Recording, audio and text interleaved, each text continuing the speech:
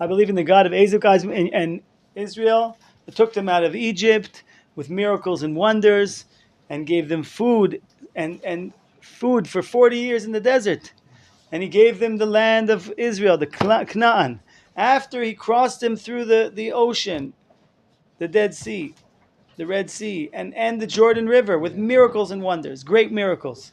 And he sent Moshe with the Torah. And after thousands of prophets, everyone warning about the Torah, and the good will come to you if you keep it, and the punishment if you don't. We believe in everything that's in the Torah, and it's very long. So this is basically everything in one paragraph. The whole book comes to explain what we just said here, and as we said, it's a strange order. Because the order is not that God took us out of Egypt, brought us into Israel, gave us the Torah. God took us out of Egypt, gave us the Torah, and then brought us to the land of it. And then, right? So why is the order not correct? Because the blessing that we make, Asher bachar banu mikol ha'amim, ve'natan lanu Torah, God chose us, then He gave us the Torah. And by the way, there's a whole midrash that says that God gave us the Torah. It wasn't supposed to be given in the desert. It was supposed to be given in Israel. But, like they say, there's a parable, a story of a father tells his son, I just want you to know, when you get older, the son is about 18, when you get older, a few years, whatever, you're going to marry that girl. And he takes a look, and he says, how many years? 5 years. How about 2 years? How about maybe now? So same thing happens. When we went through the ocean, we sang the song, Tevi'emo v'tita'emo bahal nahad nachlatecha machon shivtecha al ta'ashem. You'll bring them to the land, you'll give them the Torah. But God couldn't wait, and therefore we had a temporary wedding. We received the Torah, and in the desert, and everything else. So the king was very upset about this answer. Where is the universal? And the king actually says to him, I guess you Jews completely lost your mind. All you have left is a story about your grandfather and your grandmother, how they left Egypt. Where is God, the creator of the world? You should have told me. God created the world, and I want to be like Him because He's kind and He's giving and He's compassionate and He's smart and He has wisdom, and because He feeds me and He gives me life, that's why I serve Him. And the rabbi says to him, listen, you're thinking in a way of where a human wants to invent God. When you want to invent God, you think, okay, well, who is God? God is smart, God is kind, I'll be smart, I'll be kind. It's all coming from you to God. It's all your invention. And that's why everybody can invent something else. The only thing that I'm telling you facts. I'm not giving you things that I don't know about. I'm giving you things that are proofs that happened to me. What happened to me, I'm telling you. God took me out of Egypt. So the king says, okay, I understand. Go on. But where is the universalism? Where is the whole world? Your God is just your personal, private God, and your God has nothing to do with any effort of something you did. Why did God choose Avraham? I don't know. What does it say in the Torah? Vayomer Hashem el Avraham lech lecha. Was he a good person? Did he do good things? I don't know. So just because you're genetics, because you're yichus, because you're born a certain way, so you are chosen and you are special, and it has nothing to do with your effort. True. That's true. So he expects the rabbi to come explain. You're right. We are universal. Let me explain to you how we're universal. He makes it even worse. What does the rabbi say? You're right. He doesn't apologize. We're not, special because we're the Jewish people, and it sounds chauvinistic, it sounds racist, he says, let me tell you a story. Sometimes when you make a parable, you make a story of a life situation, it helps you to understand. Okay, so explain to me. I'm just giving a quick summary. If I told you there was a king that was incredible, and that the people were the most amazing. This nation, they're incredible people. They the way they act in business and in kindness, and they're amazing people. Would you now go and say, okay, let's adopt their whatever they do, we're going to do here, because the king must be a great king? He says, no. Why would I do that? Maybe the people are good people. Maybe the king's an evil king. Maybe he's a stupid king. Maybe he's a bad king. But the people are good people, and then that's why it's good. I don't know. It's because how he runs his country. I never met him, and I don't know. But you're telling me if there was a theoretical story of you heard about some kingdom, and now change your whole kingdom based on how those people run their kingdom. Would you do that? Definitely not. Maybe they're good because, like I said, they happen to be good people. Maybe there's no king even. Okay, so next question. Now, if you suddenly received a delegation of these people from India, he calls it India, means from the other side of the world, Honolulu, from some place in the opposite of the world, suddenly these, how do you say, shlichim, mercenaries? Messengers? Is there mercenaries? Is something like that? No. Mercenaries. Missionaries. It's someone that does something for you. Shluchim. In Hebrew, you say angels. Malachim is like an angel is a messenger. So messengers, the king sends a delegation of messengers, and they come to you with a letter, a detailed letter, dear king, from the king. They bring you the letter and they say, our king wrote you a letter. And in this letter, it talks about how he runs his kingdom. And these people don't just bring you a letter, a very detailed letter of the king and how he runs his kingdom and all kinds of, a letter to you. Not only does he bring you this letter, he also brings you medications, special medications that heal you and all of your kingdom. Everybody becomes healed. They brought you actual medication.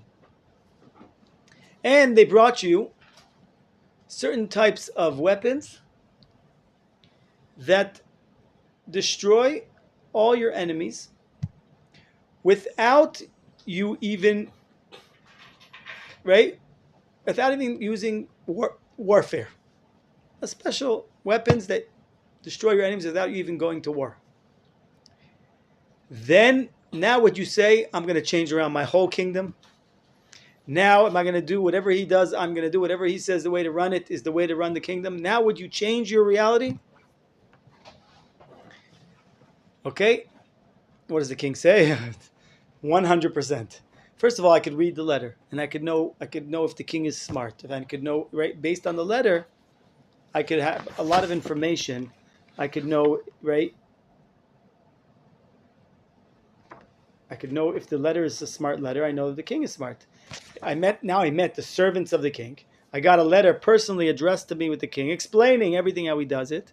Medications, the two big things that kings are concerned about, which is security and financial and medical. Changed your whole reality. If that happened, would you change your whole reality of your whole kingdom? It says 100%. So what's this story? What's he talking about? Who is this king? Is God. Who are the people that received this letter and received the medications that they live forever and received this and they destroy their enemies? Who are these people? The Jewish people. It's important to remember, we're in the war right now and we're losing soldiers, and we have to remember we are called Netzach Israel. We are the eternal nation. It makes no sense how that every empire that came against us, Paro, Nebuchadnezzar, Titus, and on and on and on. The miracles. You cannot destroy Hitler. You cannot destroy this nation. You could hurt them. You can you can do negative things, but they will live forever. They have some type of medication. They came in contact with the king. They got a letter from the king, and they got the medications, and they destroy their enemies. All the enemies that have come against us have been destroyed. Takes another generation. Like King David says, Taroch lefanai shulchan neged sorerai. I set my table before my enemies. They destroyed, they tried everything, and at the end of the day, I'm setting my table. And they are gone in museums, gone here. Where are all those superpowers? Gone. We went in the desert as miracles. Everything is wonderful, incredible miracles. He says, not theoretical things of some theoretical God. I'm not coming to tell you, you want to have a connection with God? Go try this, go try that. No, I'm telling you only the things. Everything comes from above to below. I didn't make up anything. I didn't initiate anything. I didn't try to invent who God is or how I'm supposed to serve Him or how. Everything came from above to below. That's the reality. We don't try to create a relationship with God. God initiates. God comes towards us, tells us what He wants, and we do it. Therefore, I only told you things that exist, that I've seen with my own eyes, or my parents passed down to me, but nothing is imagination. Nothing is coming from my own personal pride, or I will decide who God is and I'll decide how to serve Him. Everything came from above to below. That famous story of Avraham Avinu asking the sun, "Are you God?" Asking the moon, asking the water. It says everyone thinks that he found God. He found God in that situation. How? He gave up. He said, "I can't find God." It says, "Shemesh umagen Hashem Elokim." Same way, there's sun. You need to have a protection from the sun. You can't look straight at the sun. Hashem Elokim, Yud Kei Vav Kei, the creator of the world, is hidden. There's nothing that hides God more than nature. Once you know you have a relationship with God, then you can see God in everything. It's like, for example, I'm telling you about some guy in China, and he's incredible, and he could do this, he could do that, he has this much money, and that, on and on and on. You're sitting there falling asleep. What do I care? It has nothing to do with me. Then I say, by the way, he's your lost brother. Where does he live? What does he do? Tell me everything. So, if you believe in God, all of nature, all of reality is a miracle. If you don't believe in God, if you don't believe you have a relationship and a communication and a personal connection with Him, then nothing has any. There's no way. So, no way to have a connection with God. So, when Avraham Avinu gave up, I can't find Him. I tried. That's when God says, "Hello, I'm here." You did everything you could. You tried your best. You opened up an opening. Now you did your best. The Rambam says that the idol worshippers, philosophers, they didn't do their best. They started, but they gave up halfway.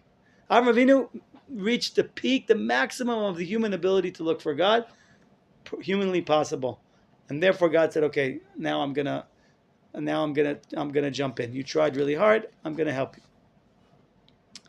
So He says,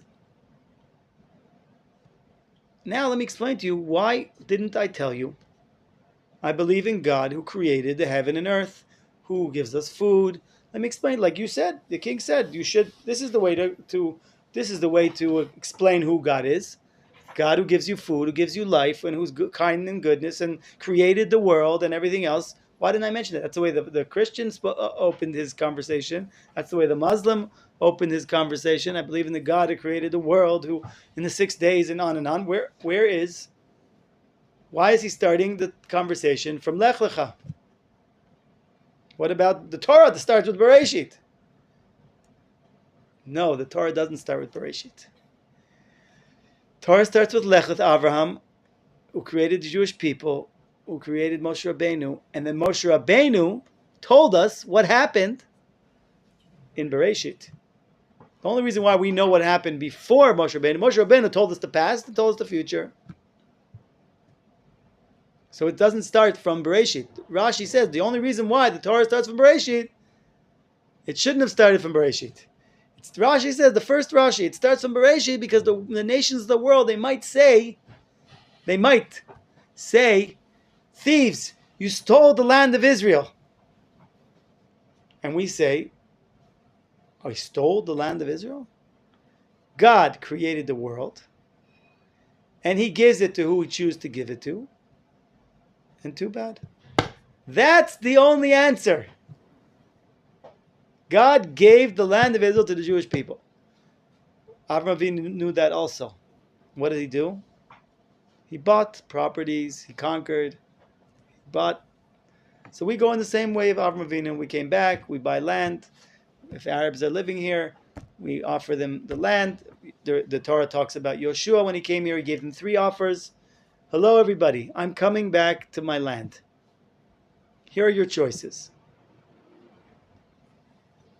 Leave, we'll buy your land. Stay and pay taxes. Or fight and deal with the consequences. 3 letters. Out of the 7 nations here, 1 nation left, the Girgashi, and they were in Africa, and they were given the reward of a good land with like gold and all kinds of other good things. 1 nation. So the rabbi says, why did I answer you the way I answered you? Amar HaChaver. When you asked me, I'm not the first guy that just arrived. I only learned what my teachers before me taught me. And I know that my teacher, Moshe Rabbeinu, when he came to Paro, he didn't say, Elohei Hashamayim ve'ha'aretz, the creator of the world sent me to you. What did he say? Elohei ha'ivriim shalchani elecha. What does that mean? The God of the Hebrews, which means the God of Abraham, Yitzchak, and Yaakov, because it was famous. Everybody knew. The nations of the world, they all knew that there were certain people that God guided, that God did wonders for them. This was famous. Avraham Avinu was famous. Nasi Elohim, he was a priest, a God. He was Avraham, Yitzchak, Yaakov were famous. They knew that these people are connected to God. He didn't say the God Elohei Shamayim ve'aretz lachani elecha. He didn't say the God of the heavens and the earth. I'm just a student, right? How do we call a Talmid Chacham? A Talmid Chacham, a student of a wise person. Rav Tzvi Yehuda, when he was the Rosh Yeshiva here at Merkaz Harav, when he would walk down the street at like 80 years old, what do? I'm the oldest student here. I'm the oldest student here. You're always a student. You're always learning. You're always in a process of growing. Right? So Moshe Rabbeinu said, he didn't say the creator. He didn't say my creator and your creator sent me. This is the way. Why did he start off saying, I'm just saying the way I learned. The God of Avram, Yitzchak, and Yaakov sent me to you. And where did Moshe Rabbeinu learn that from? Moshe Rabbeinu also is a student of somebody. Of who? The creator of the world.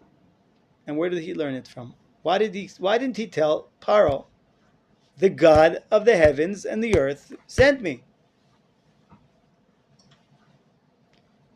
What did he say? When finally God is now speaking to the Jewish nation. First time. Millions of people. The creator of the world is now communicating with the world. What would you expect him to say? I am the creator of the world. Nice to meet you. It's me that did all the miracles. What does God say? Anochi Hashem Elohecha Asher Otzeticha Me'eretz Mitzrayim. He didn't say, hello, I'm the creator. I'm your creator. I'm the creator of the world, and I'm your creator. So when you ask me, tell me about your faith, I'm a simple student. I learned from Moshe Rabbeinu. He said, the God of Avraham, Yitzchak, and Yaakov. I learned from God himself, the creator of the world, who said, I am the God who took you out of Egypt. And this is it. I'm only talking to you what מה שאני חייב בו, וחייבים בו כל קהל ישראל. And this is what I am obligated to. This is the only, I don't know anything about God. I wasn't there when he created the world. I wasn't there. I wasn't around. The only thing I know about God is my connection, my personal relationship with him.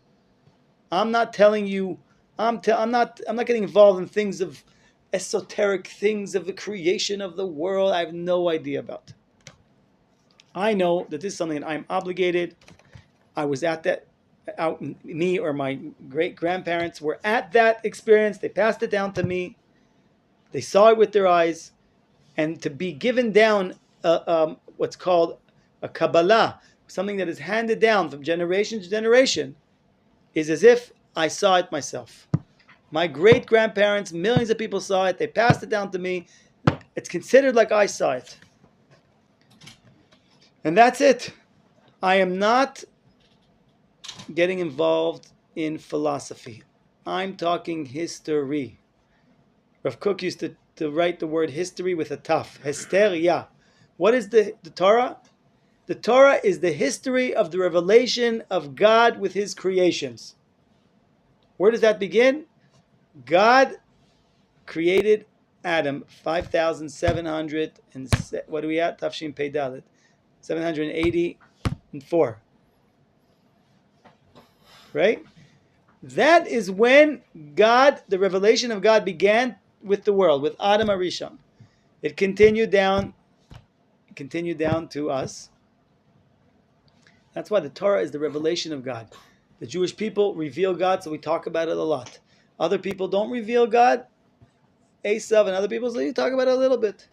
It's the history of the revelation of God in the world. It's not a history book of things that are not important. So therefore, yes, the world's billions of years old. Yes, there was dinosaurs. It's not important. The revelation of God, the Hester God, the hiddenness of God that is revealed begins from the information that we have in the Torah. And where does it all begin from? Avram Avinu. Okay? So, let's keep going. So the rabbi says, so you're telling me, basically, Toratchem eina netuna ki im lachem ve'en chayav ba zulatchem. The Torah is just for you. You're special. Everyone else is worthless. Right? How can you restrict the whole spiritual world to all of mankind, all of humanity, to what? It's only created for one nation. How could you be so small? How could you be so narrow-minded? Right? It's very nice. At least you say I'm part of a nation. You're not just your own self. Like, yeah, God chose me and there's only me. Okay, you're able to go a little bit outside of yourself. So you have your small nation. That's enough? Where's the world? Where's universalism? Where is the whole mankind? Where is all of creation? You have abandoned all of the rest of the nations. And the king can't stand this.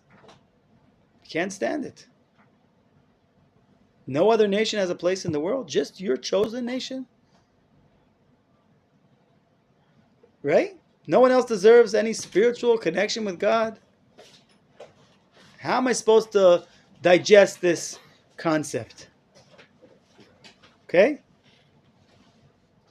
Your explanation is the source of the Torah is your connection to creator of the world, and he created the world, and he created you, and that's it. Took you out of Egypt. That's it.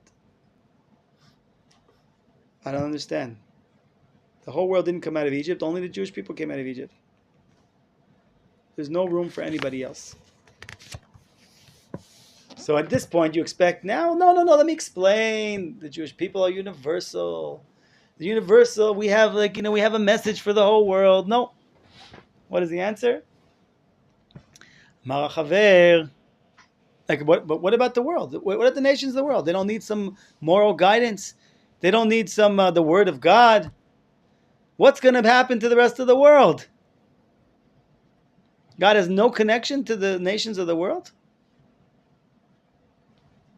The rabbi says, don't worry, you're right.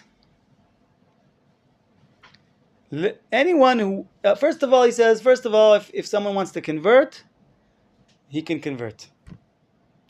First of all, whoever wants to join us from the nations of the world, all the good things in the world that God wants to give the Jewish people, you will get also. So you could convert. But you won't be equal to us. A convert cannot be a prophet. A convert cannot be the king. There was one, what's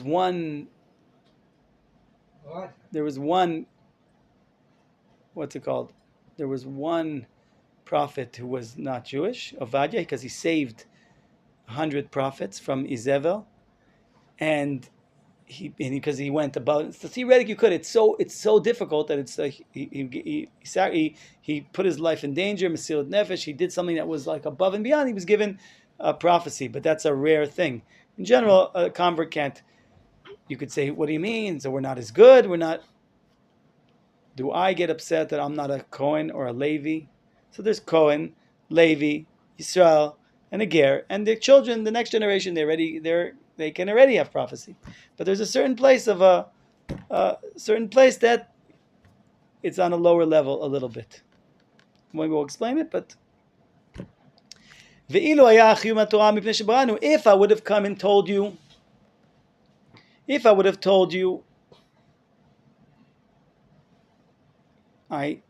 came and told you, I believe in the creator of the world, there would have been a problem. Because the only reason why the Jewish people are obligated with keeping the Torah is why? If I would have said, God created the world and He created me and He created you, and therefore the Torah would be for everybody. But the only reason why we keep the Torah is because God took us out of Egypt. If the obligation to keep the Torah was because God created us, then God created everybody. So then everyone is obligated by the Torah. But no, the only reason we are obligated by the Torah is because God took us out of Egypt and connected with us, and because we are Sgula mibnei Adam. We are this special. This word Sgula is an inherent, is a something that is a valuable. Sgula is sort of like a valuable object that has no price. You can't. It's something that is very valuable. Like it's so valuable it has no price. It's like something that is unique. So you're right, says the rabbi. The Torah speaks to our personal nature that we are created this way. It's only fit for us. I remember a few maybe last year. My parents-in-law live in Canada, and they lived by in a lake next to, way out in the mountains in Canada. We went to visit them, and there's nobody around. A cabin in the middle of the woods, far in the hills in Canada. And I walk out with my wife, and we're taking a long walk in the forest, and suddenly this guy walks out of a cabin, this huge guy. Looks like a Hells Angels guy. Big biker. Comes out, and everyone there is French. They don't even speak English. This guy walks out.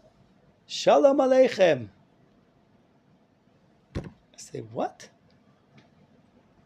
Are you Jewish? No. What's your story? He says, I was a Jehovah's Witness Christian. I used to go around banging on doors. You have to believe in Yeshki and convincing people. One day, I went on the internet and I heard a class of Rabbi Tuvia Singer. Now we're talking. I suddenly, my whole life turned around. I realized I was living in a lie. I was lied to. I was tricked. Everything is wrong. The Jewish people are the chosen people. I had to run and look for a rabbi. I ran everywhere to find some rabbi. I found a Chabad rabbi. I said, Rabbi, I found out that I was wrong. Now do I have to convert to become a Jew? Rabbi says, no. All you got to do is keep the 7 mitzvahs of Bnei Noach. The guy says, whew, I was worried. He says, thank God. All I got to do is keep the 7 mitzvahs. And that's it. So the Torah it's fit for us. And here we're going into the heart of the book of the Kuzari. We, the Jewish people, in essence, are different from the nations of the world. The Torah doesn't start from the fact that God created the world and gave the world the Torah. Okay? Because otherwise we'd be equal. But there's levels in the world. There's different levels. There's different connections. And it's true, all mankind, everyone is created in God's image, and that's wonderful. But there was a new creation that was created in the world, and that creation was created in Egypt. It was created in the melting pot of Egypt. And that's where we became the Jewish people. So we don't keep the Torah because, right? So that we don't keep the Torah as human beings. We keep the Torah as Jews, as this new creation that was created. And therefore we don't go around and try to, the Christians, the Muslims, everybody has to be Christian. Everyone has to be Muslim. And if not, we have to kill you. We don't ever try to tell people the whole world has to be Jewish. You want to join us? Make sure you understand that it's a difficulty and it's a challenge and we have a mission in the world and it's not simple. So you're asking what's going to be with the non-Jews? First of all, individuals can join us. Conversion. But, and that's what we said. And therefore, that's the Sgula. There's no place in the Torah that mentions that we're Jews because God, right? Because we have the Torah. Unfortunately, there's people that are confused. I once met this woman. She told me she left her house. Her parents lived in one place. She moved far away. And she said till the day her parents died, she never told her parents that she stopped being religious. Because as far as they were concerned, she would no longer be their daughter. Because if you understand that if you think that we are a religion, which means what's a religion? You keep the religion, you're in. You don't keep the religion, you're out. The Jewish people are before the Torah. Even a Jew who stops keeping the Torah, he's still a Jew. He's not bringing out his potential. He's not doing the right thing. But he doesn't stop being a Jew. The connection of a Jew with the Creator, it says, Yisrael shechata, afal pi shechata Yisraelu. A Jew who sinned, even though he sinned, he's still a Jew. And that's because, unfortunately, in the exile, all we had left was the religion part of it. And we forgot who we truly are. We are Jews because we have what's called Sgula Elohit. We have this inherent creation that God created. And that's how we make the bracha. Shabachar banu mikol ha'amim v'natan lanu torato. And therefore, this is what happened. And therefore, we talk about coming out of Egypt as being a great thing. So then, and again, like we said, the nations of the world, they can get all the spirituality they need. The nations of the world can get all the spirituality they need from the Sheva Mitzvot Bnei Noach. Right? He can do it. That's it. That does the job for him. As soon as Adam HaRishon was created, he was given the Sheva Mitzvot Bnei Noach. Some people say he was given 6, and then the 7th one was Ever Minachai, was after Noach came out. Right? So a universal person, he has the 7 mitzvahs. So now, what does the king answer? This is the answer the king gives. The rabbi gives the king, and the king gets very, very angry. Again, Amar Kuzari, Ani roeh otcha mitapech. You turned over again. You give a good answer. The first answer you started was bad. You told me how it's Abraham. I believe in the God of Avraham and Yaakov. Then you actually gave me a good answer. You explained to me how it all comes from above, and we're not. And if you think you can create your own God, then everybody creates something else. And you see, nobody agrees on the same thing. Here's one thing that everyone agrees on and comes from God, and you have to listen. Let me explain. Okay, explain. Now you go and say that the Torah is basically only for you, and you've abandoned us. And he's like, he talks to him in a derogatory term, like a not nice word, ha-Yehudi. That used to be considered like how you would talk badly of a Jew, right? Like it's like a not nice way of talking. You're just like, you have nothing to do with universalism.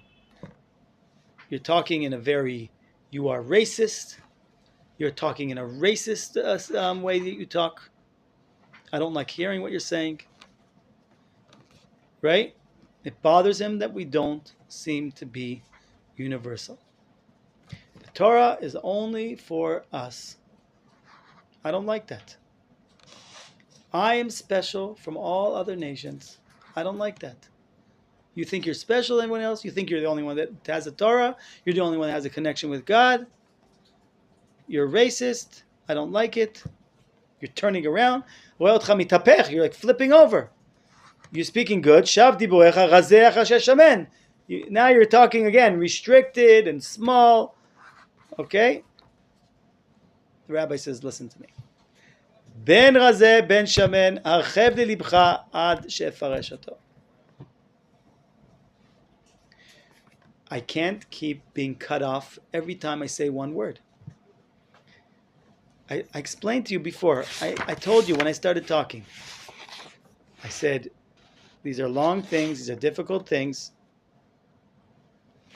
If you want me to explain, right? If you want me to explain, then you have to let me. There's certain things, right? He says, if you give me permission to give you introductions, I have to build the foundations. Based on that, I give you, once you understand A, I can explain to you B. Once I built the first floor, I can build the second floor. But if you cut me off every time, and I said, you give me permission, if you give me permission, I told you this before, if you give me permission to give you introductions, I'll explain to you. I know what I'm saying seems heavy. I know you don't understand, but you need to let me slowly, you need patience, and let me explain. If you keep cutting me off and being shocked about what I'm saying, you're not going to understand what I'm saying. Understand? It says, the Jewish people were standing at the ocean. It says that they said, Moshe Rabbeinu said, Hashket ushma Yisrael. Hashket, be quiet and listen. Today you will see a miracle.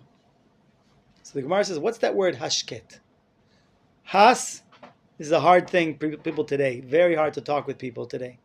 Has, listen. Katet, and then fight, then argue.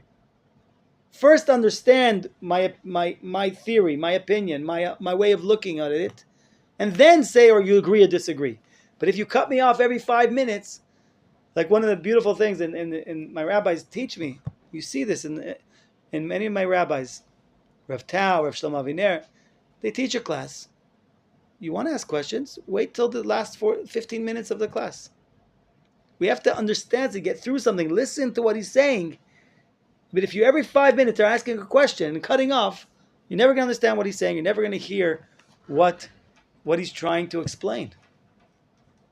You have questions, write it down so you don't forget. Maybe throughout the class, the question you had will be answered because it's the next thing that's coming up, maybe. It's very hard. It takes a lot of humility. People have pride. They want to think. They know. They want to fight. They want to argue. But stop. Listen. Listen to what they're saying. So he says, I understand it's difficult to understand. But mishpatei Hashem emet tzadku yachdav. What does that mean? The words of God, says King David, are true only when you look at the whole context. Only when you see the big picture, and then you see that there's an incredible balance and understanding between everything. It says that in the Zohar, that the I don't learn Zohar, but I heard this from my rabbi, that Avodah Zarah starts with unity and ends with separation. The Kedusha, the holiness, starts with separation and ends with unity. Shema Yisrael, Hashem Eloheinu, Hashem Echad. He's our God, he's only our God, but he's one, so it means he's everybody. But we'll get there. But first of all, understand Hashem Eloheinu. First of all, understand what it means that, yes, there are different levels, and I'll explain everything. So, here we go. He knew this, the rabbi knew that this attack was going to come. Right? And he gives and he hits back the king. You have to have patience. If you want to leave, go. I won't run after you. That's fine. You asked me to know. But if you want to get close, walk with me. Hold my hand. I'll walk you through it. I'll explain to you. Okay? Understand? So far. Now this book is written for the maskil, the educated person of that time. And what is that educated person of that time saying? He has a very strong, critical thinking. And he has two things that he's saying about Judaism. One, it's not moral. The way you explain Judaism is not moral. Two, it doesn't connect you enough to the creator of the world. And he says, I don't have a problem. You can argue, you can say everything, but let me explain. Fine. Emor ma shetirtzeh. The king says, okay, say what you want. Thank you. Okay? So here we go. Amar Chaver. Bedin, here we go. Now I'm going to explain something else. בדין העניין הטבעי נתחייב לקיחת המזון והגידול ההולדה, כוחות, here we go, I'm going to explain to you, look in the world, look at the natural world. The natural world we live in, you see that צמח ובעל חיים מבלעדי האדמה ואבנים מוציאים היסודות. Do you agree that the way the world is created, the creation of the world, you see that there's different stages in the world.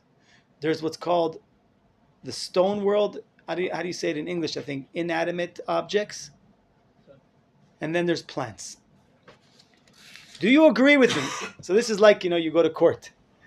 If I would ask you a question, and I'm pleading my case, I'm asking you a question. Do you agree with me that in nature, in the world we live in the creation that we live in, do you agree that plants are a higher level of creation than the inanimate objects? You have a stone and you have a plant. Would you agree with me that a plant is a higher level of creation? It gives fruit, it gives life, it grows, it expands. Stones don't expand, don't grow, don't move, don't give life, don't have seeds that give more life. Right? You see in plants and animals, they have this ability to give birth. Plants give new plants, new trees, they have seeds. Right? It's like they have a certain life force in them. There's a life force in the plants. Do you agree? Let's start with simple things. Do you agree that there is a difference between the inanimate, what we call in Hebrew domem, and the tzomech? Okay? He says, yes. I know, so it's amazing. Like in the plants, you have a female plant and a male plant, and they give the pollen, and this one gives fruits. It's like incredible. It's almost like, I'm saying, it's alive. It's much higher than, right? These are botanical facts that there's male and female trees and plants. It's like, wow. Okay? So the king says, yeah, I could argue a little bit, but yes, I agree that the plants are a higher level than stones. Okay. Next. אמר חבר, ובעניין הנפשי התייחדו בעלי החיים כולם, התחברות בניות, חפצים ומידות. And when it comes to an emotional connection that animals have, and they move, and will you agree that an animal, right? Would you agree that now that animals have something that plants don't have? Right? You see emotions. It's incredible, and emotions that are in animals. And I just have these videos you see of the soldiers with the dogs, and they have the dogs that fight with the soldiers, and the dog comes and cries, and like the love that it has for its owner, and like incredible. Would you agree that, right?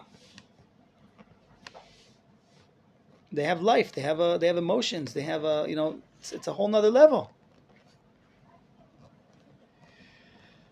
Also this, I can't argue. Yes, next. I agree with that. Yes, I agree. It's simple and clear that there is stages, there's levels of creation. Stones, plants, animals. Now, would you agree with me? You agree that a person has a brain? A human being has a brain? And because he has an intellect and a brain, he has the obligation, tikuna midot, to work on his character. No, you're not angry about an animal that takes another married cow or a dog. You're not angry at that he steals food. You have no moral expectations from animals that they steal. They take whatever they're an animal. But would you agree that a person has an intellect, and therefore he has the obligation to develop his character? Some people, I remember listening to this disgusting, terrible person. It's amazing. Like, a lot of people like to hear the other side. They hear the other side. It makes them strong about who they are. And for me, my rabbis don't do that, and I don't like doing that. Some people like hear. So I was listening to this guy. He wrote a very bad book, and what does he call a human being? The human animal. A human being is a human animal. You're an animal, but you're human. And therefore you have to be like the animals. You have to overtake everybody. The law of the fittest. You have to control. You have to learn how to attack. You have to learn and allow, and a whole philosophy behind it. The human animal. Just hearing him say those words. Yes, I'd like to talk about the human animal. I'm like, whoa, whoa, whoa. Thank you. I don't want to hear you talking. Some people love it. I can't hear the other side. That's why the Kuzari, he's just talking, strengthening the people that are already, you believe? Let me explain to you what you believe. Let me expand on it. The Rambam is the outreach. This is inreach. Outreach is, give me all of the philosophers and all of the messed up opinions, and I will go and I will dissect them, and I'll let them speak on the podium, and I will debate them, and I will show, and you'll sit there, wow, he knocked them out. Oh, but he had a good point there. Oh, here, boom, boom, he knocked them out. Oh, what are you going to say to that? People love that. Some people love these symposiums and these debates, and I can't stand it. It's not my rabbis don't do that, but there are people that love that. Do you, so saying, if you're a person that you say a person is a human animal, so you won't agree. But he says to the king, do you agree that because human beings have an intellect and have a seichel and have a brain, and they're special from all of creation, and therefore they have the obligation to not only develop their character, and they have to create a state and create laws and run society, and right, tikuna ma'on v'medina u'shar hanagot hanimusim, and they have to behave, and they have to have rules, they have to have all kinds of things. It's a whole other world. We know we have in us something pushing us to become better, right? Tikkun midot. It's like there's this godly force in us that's saying, "Come on, you could be better. Come on, develop yourself. Let's go." We don't see that, right? We don't see that in animals. No animal wakes up and says, okay, how am I going to work on my midah today of anger? How am I going to, work on this, or I'm eating too much, who knows what? No, it doesn't work. And that's who we are. We have this, okay? And therefore, like we said, the Rambam says that Tzelem Elokim, the Tzelem Elokim that we have in us is the Sechel. We have the intellect, we have the ability to think, to change, to grow, to learn, to speak, right? De'ah v'dibur, Rashi says, Nefesh Chaya. Do you agree? He says also this is true. Okay, till now we didn't disagree on anything. We're good. What are you trying to say? Okay. Now let me ask you, the king. Eze madriga me'al lemalazot. What's above what I just told you? Stones, plants, humans. What's next? Okay? What would be above that? A genius, says the king. Chacham HaGedolim, the most wisest, smartest genius. Okay? A genius is something that is I can't understand. I can't explain it. How is this guy so smart? He says, no. I'm sorry. I'm talking about the difference between, you're saying there's an animal and there's a smart animal. It's still an animal. I'm asking you what would be the next level. Okay? Something that is completely different. Right? You didn't understand my question. Right? Like what's the difference between a table? Oh, what's a table? What's a table? A table is wood with 4 stands. What would be different than a table? A table that's out of marble with 3 stands. It's not a table anymore. It's still a table. It has a function that you put things on it. And it doesn't matter whether you're not understanding. That's okay, so it happens to be that this person's a smart person. It's not a change or a plant that's very beautiful, or very, gives lots of fruits. It's still a plant. What is a difference? Right? That's not a change. It's whether a smart person or a stupid person. It's not. They're both in the same category of a human being, a person. What's next? So he said, I don't know. In Ken and Mala, there's nothing. It doesn't exist. I don't know anything that's maybe an angel. I don't know what an angel is. It doesn't have senses. It doesn't have a body. I don't know what is above. What could be above a person? Amar Chaver. Well, let me explain to you. I'm asking you a question. If I could tell you there was a person that could walk into fire and nothing happens to him, and he could go 40 days without eating or drinking. How long could a person go without eating or drinking? 3 days? I'm telling you, this guy could go unlimited. 40 days, as long as he wants, without eating or drinking. And